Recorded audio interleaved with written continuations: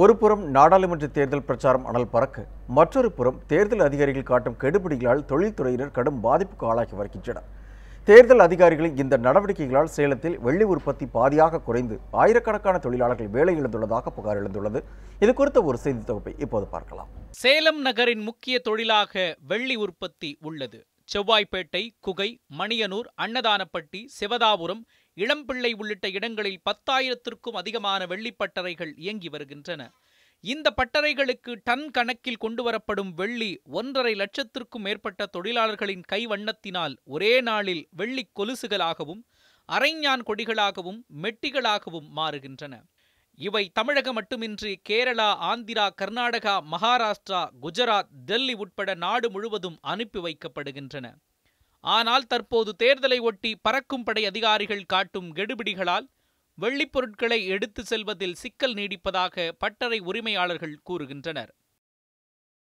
First தொழில் எங்கள் தொழில் தான். இங்கேருந்து நாங்கள் உரி கொடுத்தா தான் மெட்டி, செயின், கொலுசு, சலங்கா எல்லாமே செஞ்சு போகிறது இங்கே தான் ஃபஸ்ட்டு.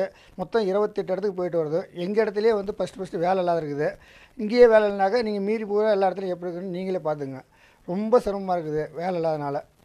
அது எலெக்ஷன் இருந்து எல்லாருமே இப்போ வந்தாக பிடிக்கிறாங்க, போனால் பிடிக்கிறாங்க. எல்லா இடத்துலையும் சரியான பிரச்சனையாகுது. நாங்கள் கால்குலஸ் வேலை செஞ்சுட்ருக்கோம். முன்ன 10 பேர் பக்கம் வேலை செஞ்சுட்டு இருந்தாங்க.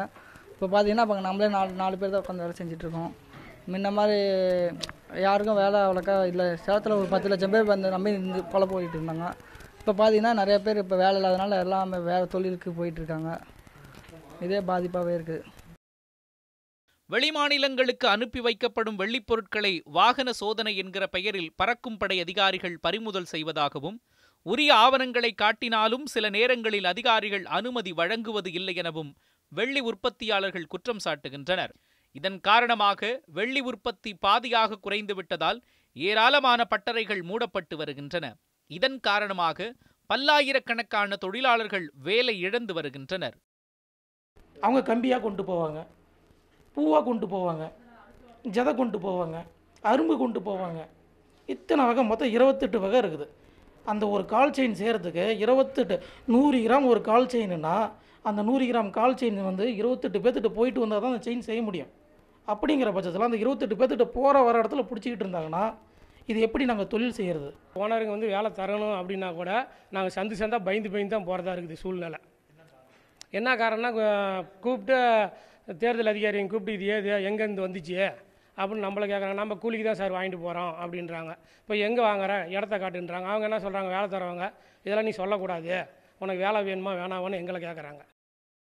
தேர்தல் அதிகாரிகளின் இந்த கெடுபிடிகள் வாக்கு எண்ணிக்கை நடைபெறும் நாள் வரை நீடித்தால் வெள்ளி உற்பத்தி தொழில் முற்றிலும் முடங்கிவிடும் என இந்த தொழிலில் ஈடுபட்டுள்ளவர்கள் கூறுகின்றனர்.